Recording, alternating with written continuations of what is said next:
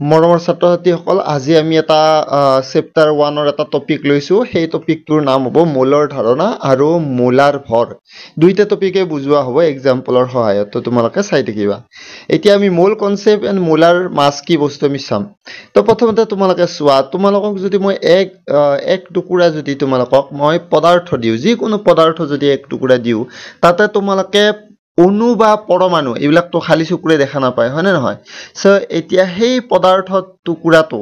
পদাৰ্থ কিহৰ দ্বাৰা গঠিত প্ৰথমতে কোৱা পদাৰ্থ অণু আৰু পৰমাণুৰ দ্বাৰা গঠিত মনত ৰাখিবা তো এতিয়া সেই সৰু পদাৰ্থ টুকুৰাত এই অণু আৰু পৰমাণুৰ সংখ্যা কিমান থাকিব পাৰে বুলি ভাবা ইমানে বেছিকে আছে যে তুমি হিচাপ সেই সৰু এক টুকুৰা যদি তুমি পদাৰ্থ লোৱা তাতে অণু আৰু পৰমাণুৰ সংখ্যা তুমি যথেষ্ট বেছি পাবা তুমি এতিয়া ইমান বেছিকৈ আছে তো যেহেতু তোমালোকৰ তাতে পৰমাণুৰ সংখ্যা বহুত বেছিকৈ আছে তো এটা তুমি হিসাব কৰিবলৈ হলে তাতে তুমি এটা ডাঙৰ ইউনিট ব্যৱহাৰ কৰিব লাগিব হৈ গল এতিয়া চোৱা এক দৰ্জনত কেইটা থাকে 12টা থাকে এক গছত কিমান থাকে 144টা থাকে আৰু এক কোণত কিমান থাকে 80টা থাকে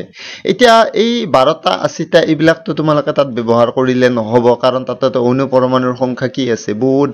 লাখ লাখ কৰোৰ আছে তুমি হিসাব কৰি তো সেইকাৰণে তাৰ কাৰণে এটা বহুত ডাঙৰ এটা সংখ্যা তুমি ব্যৱহাৰ কৰিব লাগিব সেই অণু আৰু পৰমাণু হিসাব কৰিবৰ কাৰণে অণু পৰমাণু ইলেক্ট্ৰন প্ৰটন এইবিলাক হিসাব কৰিবৰ কাৰণে বহুত ডাঙৰ সংখ্যা এটা ব্যৱহাৰ কৰিব লাগিব সেই সংখ্যাটোৰ নামে হ'ল কি মৌল 1 মৌল এটা সৰু সংখ্যা নহয় কিন্তু বহুত ডাঙৰ সংখ্যা তো এতিয়া তোমালোকে 1 মৌলত কিমান থাকে যেনেকৈ এক দৰ্জনত 12টা থাকে ঠিক সেইদৰে 1 মৌলত 6.022 * 1023 টা থাকে আৰু এই সংখ্যাটো আমি অণু পৰমাণু ইলেক্ট্ৰন প্ৰটন আয়ন এইবিলাক আমি হিসাব কৰিবলৈ ব্যৱহাৰ কৰোঁ কাৰণ অণু পৰমাণু সংখ্যা বহুত বেছি হৈ থাকে তো সেই কাৰণে এই ডিজিটটো আমি তাতে ব্যৱহাৰ কৰোঁ হৈ গল এতিয়া তোমালোকে চাব লাগিব নেক্সট পেজটো লৈকে বলে তোমালোকক সুধিব যে মৌলৰ সংজ্ঞা কাক বোলে মৌলৰ ডেফিনেশনটো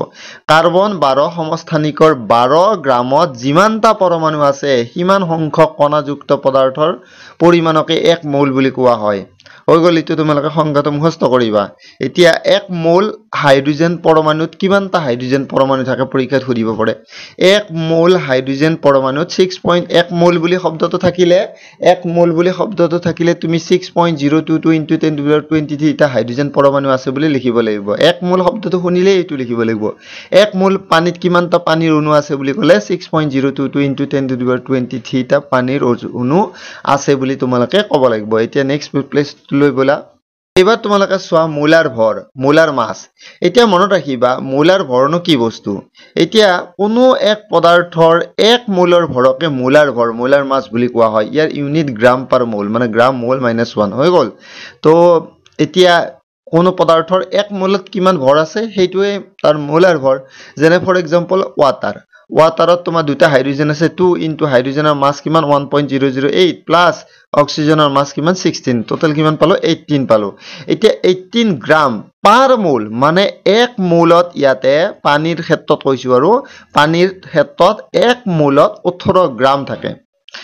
এক মোল গ্ৰাম ইমান গ্ৰাম পাৰ মোল তাৰমানে এক মোলত 18 গ্ৰাম আছে এইটোকে মোলাৰ ভৰ বুলি কোৱা হয় এক মোলত কিমান আছে তাৰমানে ভৰ আছে সেইটোকে আমি মোলাৰ ভৰ বুলি কওঁ ইয়াক গ্ৰাম পাৰ মোল ইউনিটেৰে বুজোৱা হয় ঠিক আছে